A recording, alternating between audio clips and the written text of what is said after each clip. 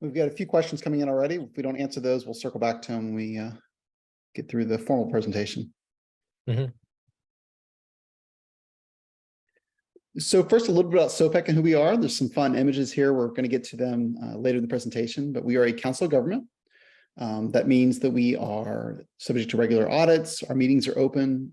We are governed by the same rules as any other government entity within the state of Ohio. But we do a lot of exciting things. And I think at the end of the day, we are a shared energy office amongst our communities with a specific focus on sustainability. So we'll be able to save communities money consistently while also being able to do some pretty awesome things, helping them through technical support and directly through grants. Go to the next, Phil. We'll come back to those fun images. So as I mentioned, we are established as a council of government through the Ohio Revised Code. It does allow, through deregulation in Ohio, communities to shop as an individual. You can shop as a community, or you can shop with an entire group of communities. We represent 29 different communities that are shopping for power collectively. So cities the size of Cleveland, Dayton, and villages across Appalachian and Southeast Ohio, Central Ohio. We already have some communities in Franklin County. So collectively, we're able to do a lot of great things together. We are governed by the communities we serve. So we are reporting directly to our city managers, village mayors, occasionally council members, fiscal officers, whoever the community decides is their representative, but we report to that community and their appropriate representative, which is fun and keeps us accountable, and it frankly helps expand what we're capable of doing. There's a lot of really great people around the table there as part of that governing body as well. We do create efficiencies. So instead of every one of those communities trying to navigate this and tackle it on their own, we are working together and collectively. So that does help us both in the energy world itself, but also through grant writing and through energy attorneys on standby. So we are really a shared energy office at the end of the day. Also mentioned renewable energy. We'll get to some of the credentials that we've been able to earn through that. One of the questions in the comments is already was hydro. So we consider renewable energy, solar, wind, and hydropower, and we've utilized all three for different communities to meet their goals. But at present, all of our communities are currently saving money by double digits. All of them are also 100% renewably powered. So we're pretty excited to be able to be achieving both of those very important goals. Skip to the next slide.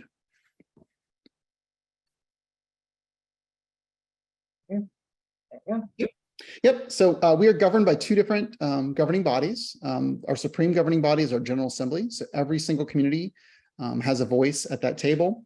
It's very collegial. So we're working together again to try to achieve these goals and make sure it meets everybody's interests. We also have a subset of that has the ability to meet, which is made up of our 5 largest communities, 5 regions across the state, which is the 4 corners, plus Central Ohio is the 5th.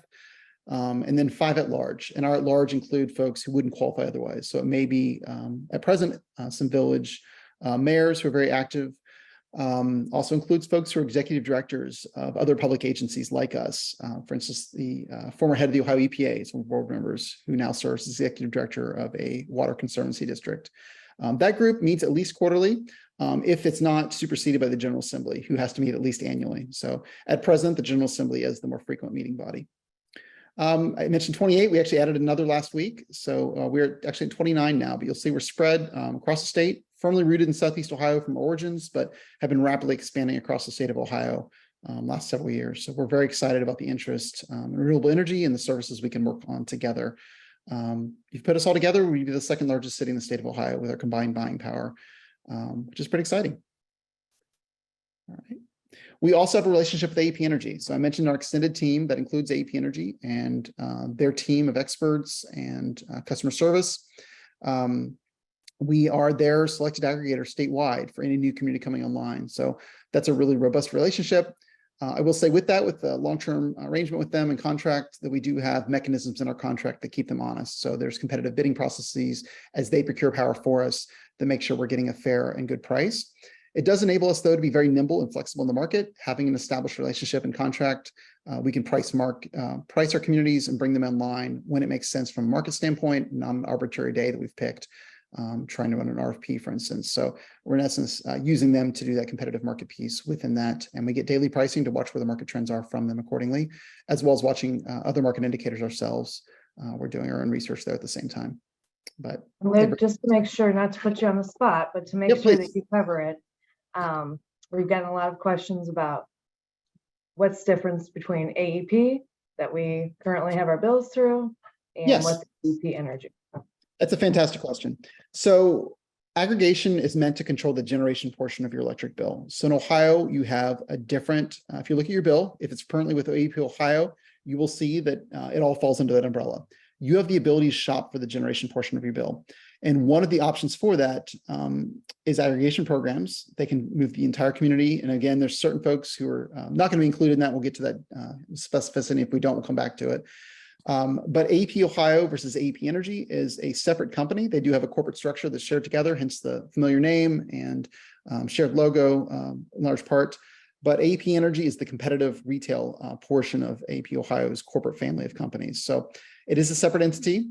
One comfort that often comes when we have these conversations is that it does not impact the reliability of your service. So enacting an aggregation program, your lines, wires, for better or worse, are the exact same setup they were prior to an aggregation program being impacted. This is strictly a market-based approach to taking control of the generation components.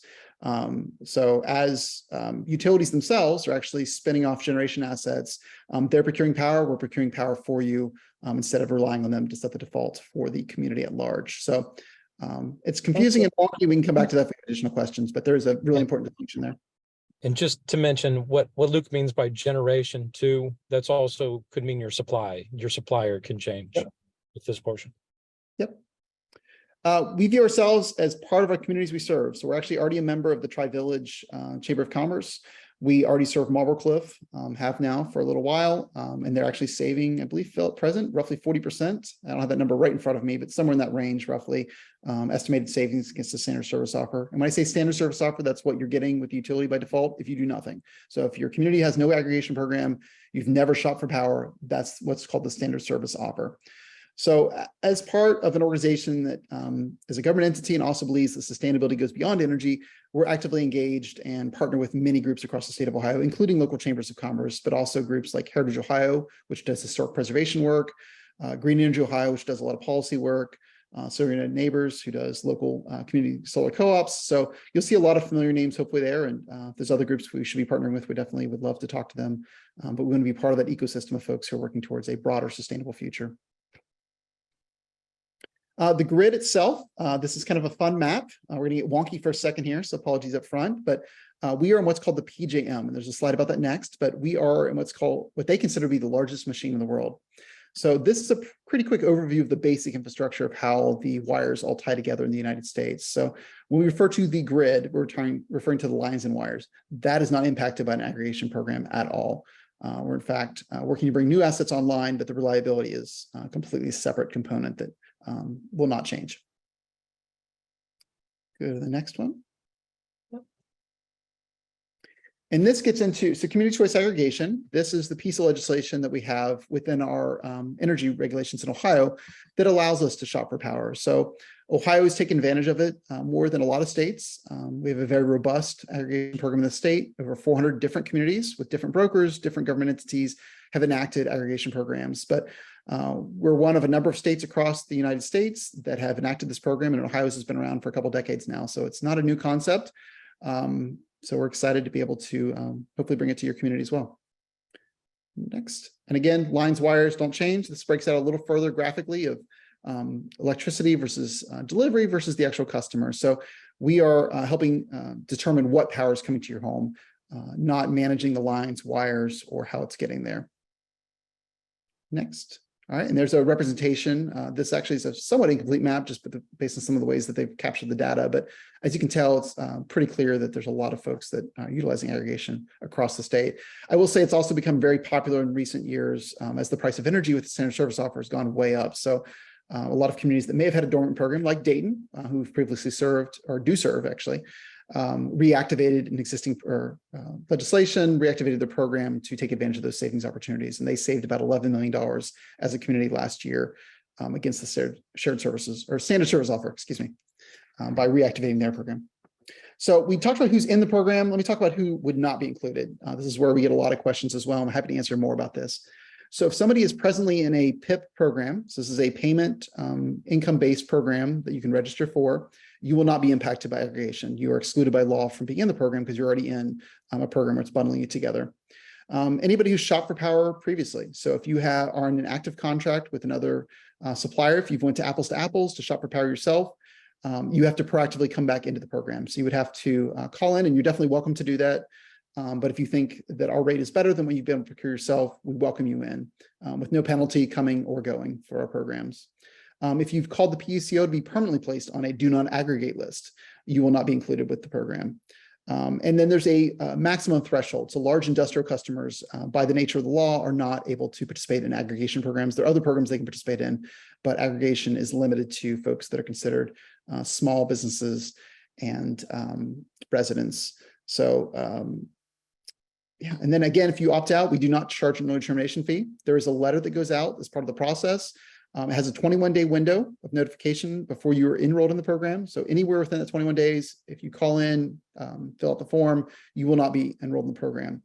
If you miss that day 22, you may get picked up for 1 month until it takes the utility gets the paperwork straightened out to get you out of it if you choose. But there's no penalty if you miss that window of time. So I think it's an important distinction for folks that if you do miss that opt-out window, worst case scenario, in most cases, you're saving money with us. But if you want to choose another option, you're certainly welcome to it anytime. And to that point, you not only can you opt out at any time with no termination fee, you can opt into the program at any time for no fee. And there's no limit on how many times you can leave the program, come back in. There's no fees. The only delays is however long it takes the utility to get you back in their billing services. So there's going to be just a process delay on that part, but we're definitely very flexible as it relates to our side of it. As far as SOPEC and the way that we run programs, our programs are based on fixed terms. So we are very customer focused. I want to make sure we're giving you reliable pricing that's going to be consistent. So these, in most cases, are going to be 12, 24, or 36 months. If the community is coming online off cycle, there may be some variance there, but those are our bread and butter programs is 12, 24, 36. SOPEC itself, mentioned we have a broader staff team. We'll highlight that here in a second, but two of the things I want to highlight really quickly is that we have a robust team of attorneys that are there to support our communities. So if they're doing any creative work around solar, say last week I was at a county commissioner meeting, solar on an EMS station where they're able to support that, or helping increasingly with grants. So we have a dedicated grant writing team now. We actually just submitted a $500,000 grant yesterday for our communities and a $24 million grant, I think a few weeks before that, Phil, for public charging infrastructure. So community grants themselves, we do have a part of the program design for communities, and most participate in this. We have the ability to have direct grants going back to communities. So if there's a priority program that they need assistance with, if there's a local match for a bigger grant, we are very happy to help.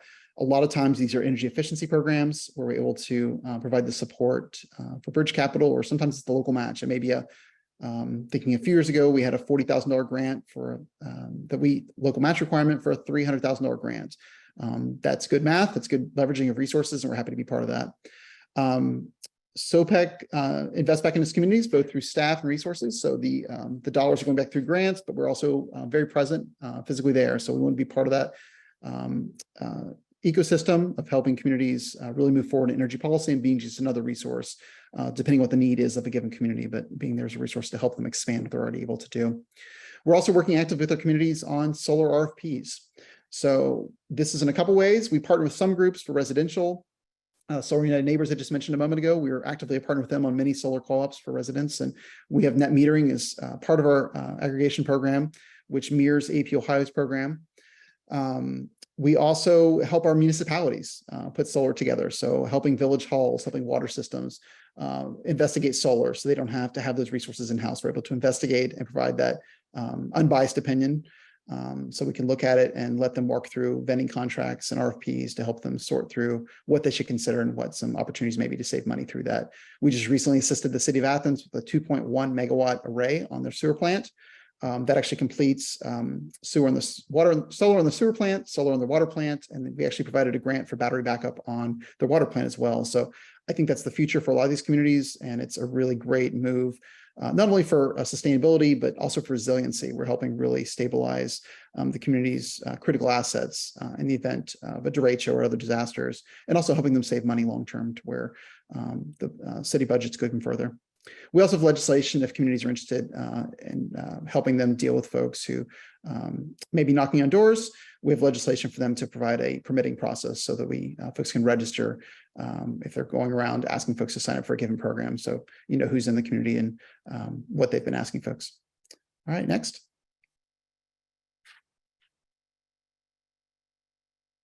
So renewable energy, we had a few questions in the chat. And again, I'm not looking at them right now, but we'll come back to them if we missed any. We're a little stricter on renewable energy than some folks consider it. So we looked at things that we think are value added to the ecosystem. So primarily our programs are mostly sourced through wind. We are big fans of solar. Solar is a great resource in Ohio. And then hydro has been part of our portfolio recently as well for some of our communities. So just at a very high level, that's how we've framed our program. There's some things that we don't consider green energy as we're looking at how we're looking at that lens. Next. So this is a little wonky, but the renewable energy certificates is how we measure how much a power source is green. So the marketplace differentiates green power as an attribute versus the base power itself. So the power goes into the grid in a giant bucket, and we're buying so many, call it drops in the bucket of the power itself to meet our demands. There's a separate bucket for the renewable attributes. So if you have a wind turbine, you are selling those into two different marketplaces. So we're buying the green attributes so that nobody else can buy those. They're once retired, and then new ones are produced as more green power is put online. So that's how we virtually create the REC system. We are actively working, I'll say this, to bring assets to Ohio. So we'll be able to point to a given asset and be able to share very directly with the community that this is what's helping power our communities. So to that end, we're spending a lot of resources right now in procuring that. And long-term, we won't have to even buy RECs because we'll have our own through our own renewable energy generation assets. So that's where the future is going. But at present, almost every community in Ohio is leveraging RECs to meet their clean power goals. And we are with them on that, I think being held to the highest standards as we look at what a REC is. And I don't know if we have the ability to watch this video real quick. This goes a little deeper into RECs are. If it works, awesome. I'll let that do the talking for a minute.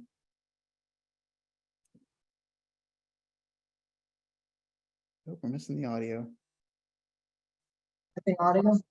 The audio is not working. So we can post a link to this, I'm sure, on the city page, but this goes into detail. It's an EPA video. It's about 3 minutes long, I believe, but really goes into the weeds and what RECs are and explains it better than I can. So I think that's a useful tool if it's a new concept to you, and just walking through what it is.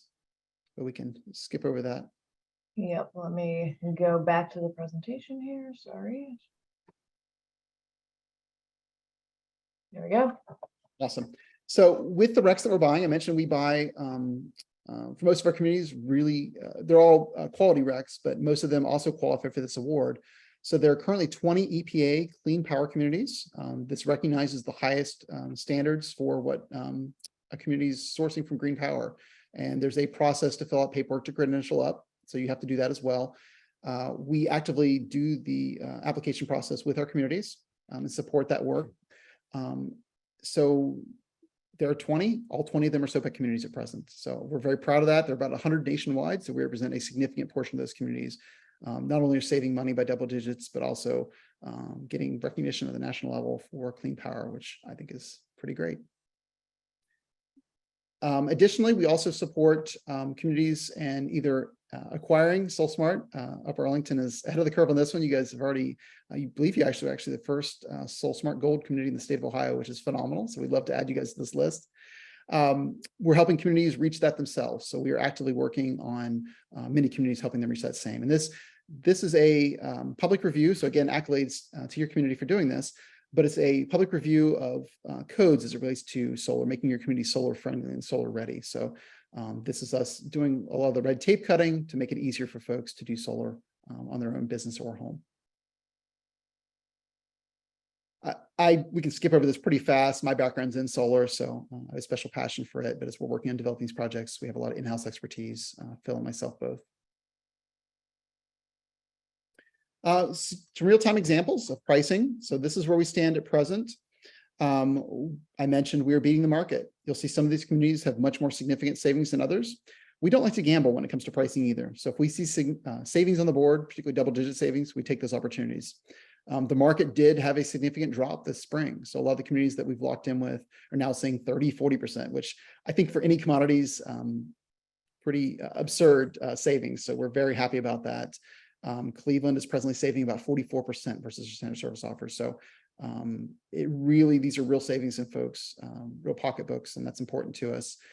In Dayton last year, we saved them somewhere between $10 and $11 million in estimated savings for residents based on the differential we had between the marketplace. But even the communities that you're seeing lower savings, we're still seeing massive amount of savings against, again, the standard service offer, which is always our goal to beat that. So we're providing a better offering than the utility does if a community were to do nothing. And these savings are also representative. These are savings above and beyond community grants, above and beyond green power. So these are green power savings against a brown power standard service offer from the utilities. So we're very excited and very proud of the efforts. And actually, there's Marble Cliff right there. Marble Cliff's at 40%. And they just started with us fairly recently. So that's a quick summary of what we do in aggregation as a whole. Jackie, I don't know if we can turn over to questions now, or if you have any other questions yourself before we move forward. Yeah, I think we'll go to questions. I'll stop sharing, but if anybody wants me to bring that up along the way, we can do that. So I'm just going to start with them in the order that we received them. So I think we kind of explained this, but the question was, what is considered green energy? Is hydropower excluded from this? Yeah, and I'll say right now, presently, Dayton is the only community that's using hydropower. So you didn't see Dayton on the EPA Clean Power Community. The hydro requirements are very stringent. They felt very good about using hydro, and we did some due diligence there to make sure we weren't doing any additional environmental harm with hydro assets is a concern with some of those projects. These are largely projects that have been operational for a long time, so the environmental damage that would have occurred has already been done, and adding new generation or taking advantage of existing generation for that. So we do include hydro with our program portfolio. Next question is, why opt out instead of opt in? Yeah, so this program, and that's a great question. The folks we are shopping for are the folks who've never shopped. So you're asking folks to proactively do something that would have not done it. And so if our goal is to provide the most public good, the rates are much higher for folks as participation rate. We're seeing rates now in Cleveland upwards of 98% of folks so less than 2% have proactively opted out based on the differentiation of the pricing. So from a public policy standpoint, we feel very strongly that we are providing the most good to folks by making it simple and easy for them. And then also having, obviously, the public entities as partners in this process. So we're all collectively doing the public good for them. And overall, with the opt-out, you have more participation, so you can get the community a lower rate overall. That's also absolutely true. So your percentages of an opt-in program are probably in single digits of folks who proactively sign up for a program versus, again, if we've got a really great price, you're seeing 90% participation rate of a given group. So definitely the buying power is much different when folks are in an opt-out program. So this question, I think you can kind of answer with how the grid works, but the question is, what is the power source when solar and wind are not working? Yeah, so again, we are not reliant on the assets we're procuring the power from. This is a market, so we're buying the market benefits of the assets we're procuring from. We are not isolating from the larger grid. We showed you that map of all the different lines and wires and transmission wires. We are all hooked together. We didn't go into detail into PJM. That's who operates our particular section of the grid, what's called our RTO, or Regional Transmission Operator. They represent 13 different states from Chicago to New York. We are part of that. They make sure the lights stay on. So they are literally dispatching different resources at given times to make sure that there's balancing happening on the grid from an electrical standpoint of not too much, not too little. So all of that is unimpacted. So just because a particular asset, for instance, solar, if it's nighttime, we are not reliant on the solar to keep the lights on. We are taking advantage of the solar's capabilities during the day and factoring that in as we're buying the attributes for green power. So long-term batteries obviously are going to be a major part of the component for everybody as we look towards balancing the grid outs, but we are so little penetration of renewables, particularly in Ohio at this point, that that's not a major consideration at present. All right, the next question is, this attendee had read a Wall Street Journal article showing that wind and solar are becoming very expensive, and various energy suppliers are renegotiating their supply contracts to raise their rates in order to cover their cost increase. So maybe you can explain. Yeah. So with our contract, we procure power, we are buying it on the front end. So AP Energy is procuring it for us. They're obligated to provide service for these length of time. So we have had that contract actually for several years, and we feel very good about that. We actually long-term feel very strongly that renewables are going to be cheaper. So as we're looking at building and controlling our own assets, that there'll be an opportunity for us to really take advantage of those savings, for us not to have to be as beholden to what's happening in world markets and different global events that disrupt the markets from a pricing standpoint. So we've been very competitive, and I think the proof's in the pudding on what we've been able to bring forward, providing green power very competitively priced. But definitely a lot of opportunities for more power to come online, and we're going to be part of that solution, bringing more renewable assets to the grid itself. All right, so next question is, will UA be conducting a competitive bid price process for aggregation, or is SOPEC the only vendor being considered? So I think there's two parts to this. I think I can answer the first part of it. So we are not going with just a broker, as I mentioned in the beginning. And we instead wanted to go with a regional council of governments so that we were getting more buying power to hopefully get lower rates. When we did this in the early 2000s as a community, we did it ourselves with just a broker. There's a lot of risk there, and a lot of times we were finding we weren't even getting bids because we weren't buying enough energy. This allows us to mitigate the risk and join with other government agencies, with SOPEC taking the lead. And then I think, Luke, you can help explain how you get that actual energy price. Yeah, so we do have a long-term contract, like I said, with AP Energy, which our communities are all part of that process. But when it comes to actually procurement of the power, we require them to get 3 bids. And so we have access to that. We have also disclosure with them on all the price components. So we have full visibility on how they're pricing it to keep them honest. And as it relates to a given community, we are, in the instance of Cleveland, actually, we did go through a process there, and actually the market came down. So they actually saw savings from actually what our price was through an RFP process versus what we actually were able to provide for them. So similar process as the market moves in your favor, we definitely will take advantage of those savings since we're following the market accordingly. So as we're locking price, we have full disclosure within those market components. And again, we have the competitive bidding process built within our procurement process to keep AP Energy honest as well. So this fall, as City Council listens to the legislation, and if they choose to join SOPEC, we still have the option to not lock in rates if pricing isn't favorable. And I know that's council's priority, is to save community members money along with sustainability efforts. And so this past year, before Dayton came online with us, they floated with us almost for a year. Before the time was right, they felt comfortable. And there were some cases where the market may have been in a good spot, but they weren't quite ready yet. So we worked with them and had a really great dialogue, kept them up to speed. And when the time came, and that's actually a good example of timing, we have several political scientists on staff. And we were watching really closely what was happening in Europe. We felt very strongly that Russia was going to invade, knew that the utilities had an auction scheduled roughly a month later. We locked in price in advance of that event. Unfortunately, in that case, we were correct, but that's why you saw Dayton see such dramatic savings, that we proactively worked with the city after a year of being dormant with us to really choose our moment to join in. Unfortunately, the market's very high right now on the standard service offers. So a lot of communities coming online right now, the savings are very achievable immediately, just based on that differential of what the market currently is versus what they bought at. I'm pulling that exact price right now. And Cleveland, as an example, is locked in at 6.3 cents.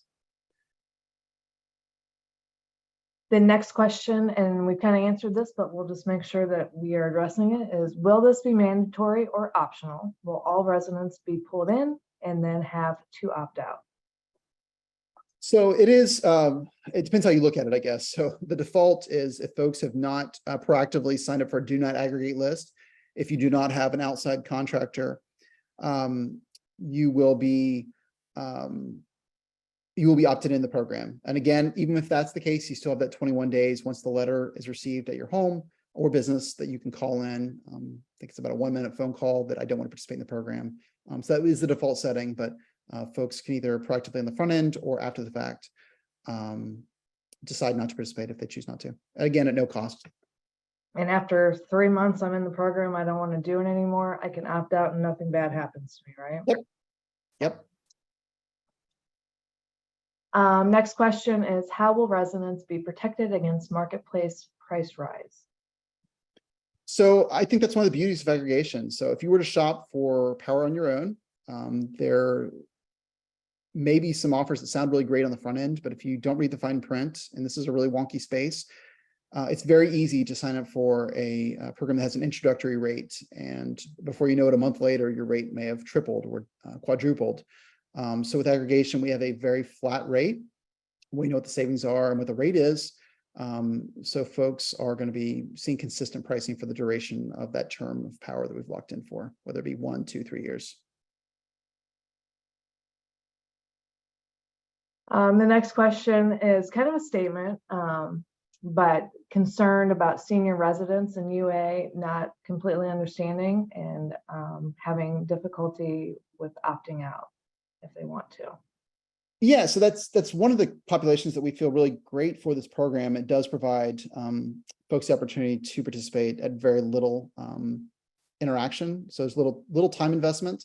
We have opportunities to work with senior centers. We can do public events, that kind of thing, to help folks walk through it. But we're very sensitive to those populations. We serve a lot of communities that have a lot of elderly population that we are happy to communicate with in ways that are helpful to them. Yeah, and I think in our case, it will be, we'll definitely do some outreach at the senior center so that we are providing the assistance and maybe even having some office hours so that if council decides to join and we lock in, that we can help our seniors that don't want to participate easily opt out. We actually have a dedicated line with AP Ohio. So when folks call in, we try to streamline it for them. So if you are opting out, you don't have to explain who you are. There's a dedicated SOPEC line that AP Energy manages for us, so folks can call in without having to explain it. We also have the ability to stay on the line with them. So if there's somebody that really wants to not call 3 different numbers, we can walk through with them and stay on so they don't have to explain their situation several times. We find that to be really helpful and welcome, whether folks are opting in or out. We've been able to provide that service for a lot of individuals. The next question is, why is the alternative option called a step down? This seems misleading. Yeah, so for us, we our default is green power. So we have developed a step down brown power option. So since it's a community priority for us to, and a value of ours, for us to include renewable energy in it, if folks do not want to participate in the green power program, we do provide the option for them to still remain in the aggregation program, but to take all those renewable attributes out. Very few folks do choose to do that. I think Dayton last year was 70 cents difference. So it's a pretty modest differential, depending what the market's doing at a given moment, but we do allow that option. That's why we consider it stripping out those attributes. So the next question is, what does the city of UA gain from this financially with this relationship with SOPEC?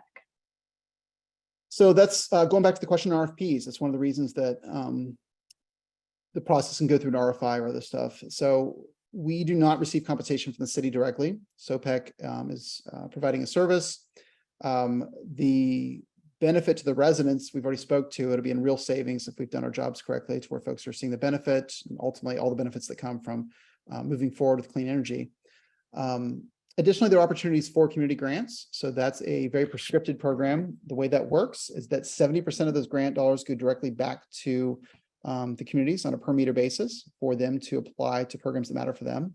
At our last meeting, we approved a new variable flow pump for one of our cities at a swimming pool. Another community applied for LED lighting upgrades for ball fields for a grant that they were applying for a month later. They just needed the capital to be able to float it to be reimbursed. So we're happy to provide that bridge capital. So you could, I guess you could say the community grants will be available, but there's no direct compensation going to the city from us as an entity. Any of those grants have to be approved both by council and by our board for release. So full transparency and everything's happening there as well. Thank you. So I don't know that we have the answer to this question, but the next one is, what can the residents of UA expect to save by joining with you? And what is your compensation? You kind of dealt with this already. Yeah. Who pays it? And Can it result in Upper Arlington having higher rates than we do now? So I can say my attorney, oh, he's back on the call now. We never use definitive words, but I can tell you where the market is at present. I feel very strongly there's a strong opportunity for us to see savings like Marble Cliff is currently experiencing, like Cleveland's experiencing based on present market conditions. We do have a track record though, going back several years of seeing savings with all the other policy objectives. So I think that slide where I showed you where our communities are at present, I think I'll let that speak for itself, that it's always a priority for us to see savings. We serve a lot of communities of very high needs, so we're very sensitive as a policy objective to making sure we're taking that in strong consideration as we're locking pricing, and it doesn't happen in a vacuum. Our communities are very much part of that process.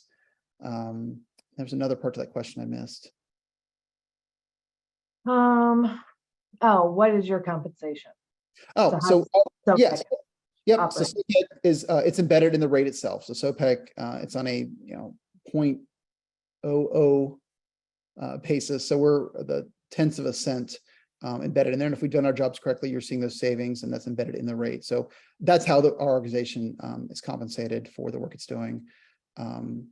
Primarily, we do have a few government grants for other programs. This program's not reliant on it, but we partner with communities to provide additional services through some other government grants. But aggregation is through a volumetric basis based on communities that are participating. Next question is, if all the energy is generated with 100% green sources, where does it come from? For example, what percentage from within the state of Ohio? What percentage is solar, hydro, wind? Yeah, so unfortunately, not enough of it's coming from Ohio. Ohio is does not have near enough renewable assets given our population, and I think that's a real opportunity moving forward. You're going to see a lot of growth in that sector. We have about half as much solar as Pennsylvania or Michigan. So for Big Ten fans out there, we've got some work to do to catch up. We hope to proactively be part of that process. We're actively working on that, in fact, on several calls a week, moving forward with that. But at present, most of our renewable attributes are coming from wind out of Texas, Oklahoma. That is most cost effective right now. We can buy RECs from Ohio. RECs in Ohio are much more expensive since it's a supply and demand constraint. And so again, being price sensitive, we are buying RECs where we can find ones that we feel good about at a cost competitive basis. So we do have some hydro from New England, but most of it is out of state at present. We'd love to see those dollars come home, but we're working on it. And if, just for everybody that's an attendee here, if I don't answer or speak your question directly, we are still getting a lot of questions in, which is great.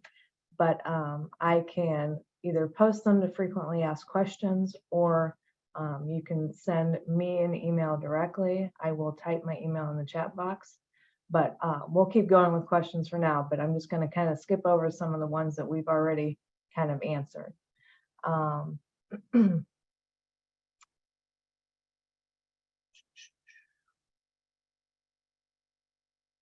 How much of the green power is a result of the RECs? And I think that's the answer to that is 100%, correct? Yes. Yeah. As is the case with almost every program currently running a green program. So this person says AEP's Brown SSO is 5.8 cents per kilowatt hour. They were looking at the energychoice.ohio.gov website. What is the aggregate price? And I think we don't know yet for sure. I would first, let me clarify first. I think there's some confusion there. So if you look, if you're on the Apples to Apples website, it'll say in the top corner what the standard service offer is for a given utility. So AEP Ohio's is presently at 11.2 cents. There may be options if you're sorting through what the options are from AEP Energy itself. So within that, there's different terms. You as an individual have the ability to choose from that. So that's always a good place to do some checking. But the current standard service offer for non-aggregate communities presently is 11.2. Again, I would say, I don't have the numbers right in front of me, but Cleveland is the most recent community to lock with us. They were at 6.3. So just for where the market roughly is, and where Marble Cliff is a little bit, I think we've been at roughly there to 7-cent range for the last few communities we've locked in for the last 3 months or so. Depending where the market is in a given week. That's really what the factor is there, where the market is at a given time. The next question we have is, can we establish a budget amount, or will our monthly bill continue to fluctuate with usage? That's a great question. We do allow monthly budget billing. So if you enroll in budget billing, you'll be able to continue with that. If you want to establish budget billing, that's absolutely acceptable and encouraged if that's going to be a good fit for you. So that'll continue just like it is. How will participants be affected by any possible rolling blackouts? I think it doesn't change. We're still on the same graph. Unfortunately, the same way. Yeah, and I will say long-term, if we have renewable assets that we are helping manage, there might be opportunities for us to improve on the situation. But at present, we are not in charge of maintaining grid or reliability. That's totally separate market. And AP Ohio, in your case, manages those assets. And PGM, in partnership with PGM. So maybe you can clarify what's going on in Cleveland. This person said that Cleveland residents are not saving. There's been some immediate media attention on how they're getting higher rates with this program.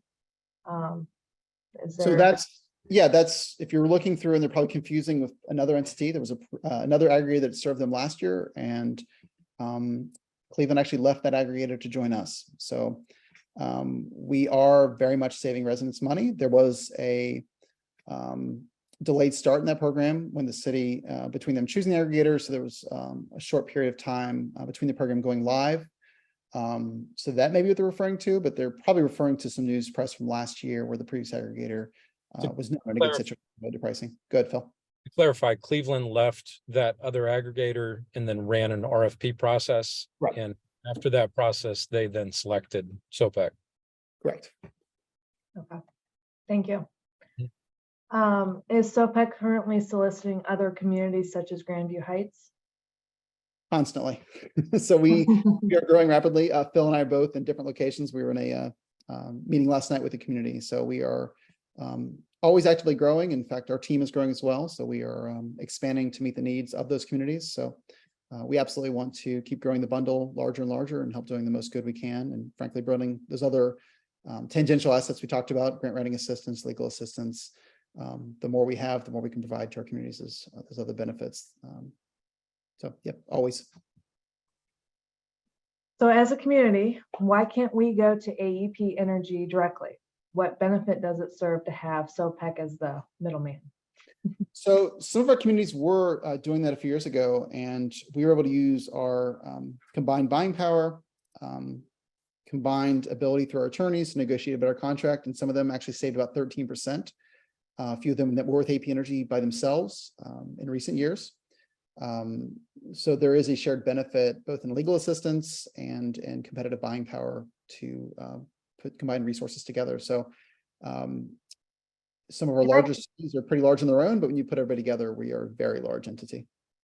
The answer, I was going to say the answer too is no, because we are now AEP Energy's exclusive selected governmental aggregator. Mm-hmm. And the difference when Upper Arlington used a broker before, the city does have to pay a broker. So we get the benefit of SOPEC being a government non-profit, that we are not additionally having to pay the attorney broker fees too. Yep, we serve that function, and effectively you guys are able to leverage the contract we've already negotiated, which arguably has some of the I think particularly with solar and some other things, we've been able to negotiate things that nobody else had before. So we were the first aggregator in the state of Ohio to bring net metering into an aggregation program, which allowed folks effectively to reduce their usage because you allow folks producing solar to participate. But we felt that was important. We want to encourage that. So we've been able to do things like that that allow us to have creative leverage through our combined buying power as well. And AP Energy has been a really great partner and willing to do a lot of that work with us as we do that creative design with them. Next question is, this person loves the idea of this, but wants to know what's the soonest that this could happen. So I'll let you speak to council schedule. So by statute, before any program can be enacted with the new plan of governance and plan of operations and governance, it requires 2 weeks public notice. So we mentioned a few of the hearings that are coming up that residents have the chance to listen in on and participate in. After that, we require council to affirmatively vote to decide to move forward. From that time period, we're looking roughly 2 months before a program would be seen on your bills. So council would have the ability to lock in a price very quickly once all the other steps have been taken. But in order for you to see it as a resident on your bill, it's about 2 months after that. And a lot of that's based on regulatory statutes. So notice requirements, PUCO has a review period for legal documents. The 21-day window I mentioned of folks having the opportunity to opt out, all that has a clock put to it. So roughly 2 months by the time the council were to decide to vote to join and lock a price. And yeah, and we do have this on the website, but this will be heard at council for 3 readings, September 11th, 18th, and then they should be voting on September 25th. So it would be about 2 months after that. These notices are going to get ignored from people like spam. All sorts of notices come to us all the time, which we do not open and toss out. How can we work around that? So I think doing the public outreach we're doing now leading up to the council meetings, but after that, I think we need to continue the public outreach. Like I said, reaching out with our senior center and doing the mailings, trying to do all the communication platforms, online, email, mailings, everything we can, so that we're pointing people in the right direction and we are there to assist them as needed. One thing we do too with our communities, if they choose to, is they can include their own logo on the envelope when the opt-out letters go out. So then it's more official. And when a resident sees their community's logo, that hopefully is a reminder that it's more of an official document. This person says that rates could be lower at first, and then they're going to go up. That's what's happened in other programs that they've looked at. So I think that depends on how long we lock in and what decisions we make after that, right? And some of the other brokers have engaged in what I call variable pricing, to where the pricing does go up and down. We do not. Ours is fixed term pricing. So we have a program term, but within that program term, we have set blocks of time that may be 12, 24, 36 months. So yeah, it's our intent to help residents make informed decisions, and we want to really leverage our ability to make good market decisions and have folks feel good about them for a while. Not have to worry about it. Is any part of the potential UA savings coming from federal money? No. So we're ready to build assets. There are definitely, with the Inflation Reduction Act, there are opportunities for us to take advantage of tax credits as direct pay. So that's getting in the weeds a little bit, but there may be opportunities in the future for us to leverage federal dollars to help build assets. But at present, I think I sound like I can say no. The only other thing I'll add to that, we do have a pretty robust grant writing team that they are constantly applying for potential federal grants that are out there, and those benefits could then come to our community. So that's a little bit separate though from the ag program itself.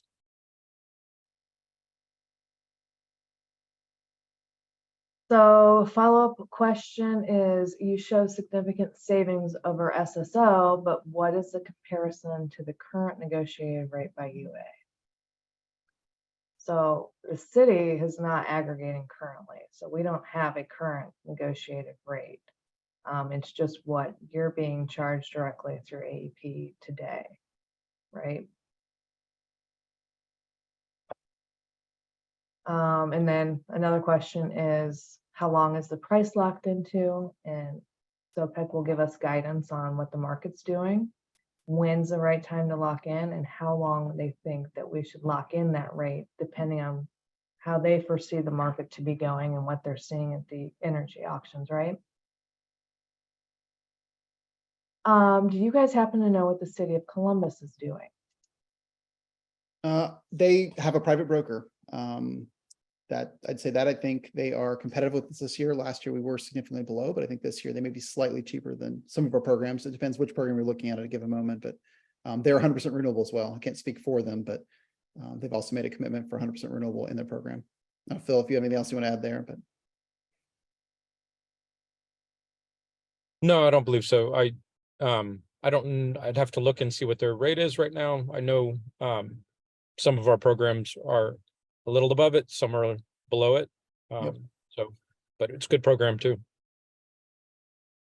So I got a question for me. Has UA validated the savings claims with any other municipalities currently using this service? So the city of Dayton was a resource for Upper Arlington. We spoke to their personnel about their experience with SOPEC and different things that they looked at. And I can validate that what was presented today is correct, along with Marble Clef recently joined and went through their council hearings. So same with that. And just, I think, I was going to say, just to add to that, a good way to verify what we're saying is go to the PUCO's website. You can go to the aggregation map. All of the rates have to be filed on the docket. And comparing that to the standard service offer in AEP Ohio territory or whatever utility, that will show the difference in rate percentage wise. Hope that made sense. We'll do maybe 2 more questions here and we'll be right up against an hour. But second to last one, have you dealt with any other vendors besides AEP Energy? As SOPEC. So SOPEC actually, we run a couple different programs. We have utilized an RFP process for our public accounts. So we have a separate public pricing program. We have run RFPs for that. So we have. At present, the universe of folks in this space is shrinking, candidly. So we felt at the time of our last renewal, that AEP Energy was the best fit for us. So we have not used other vendors for the aggregation program. It has been an exclusive relationship with AEP Energy, but not to say we haven't taken windows of time to consider other options, but AEP has consistently been the strongest option for us. Last questions. We have with them and some of the other contract stuff we worked on. That part's great. And last question we'll do today is, what happens if SOPEC runs into financial problems or you guys break up? What happens with our aggregation? It just ends? Phil, I'll let you take that one. We're good for mental health, but I'll let Phil take that one as the attorney. Let's hope this doesn't happen, right? Yeah, I mean, that's not going to happen, but I suppose if it did, everybody would end up going back to their own corner, so to speak. And our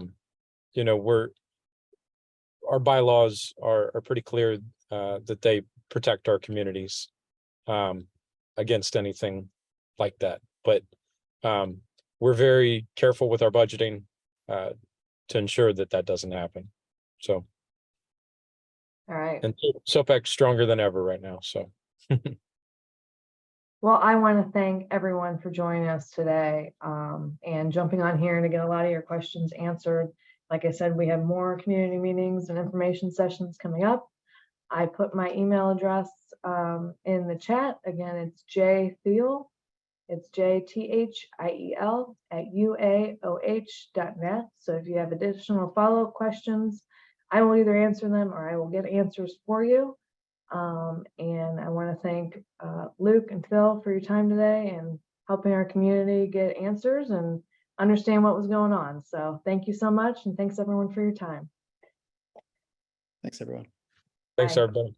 Bye-bye.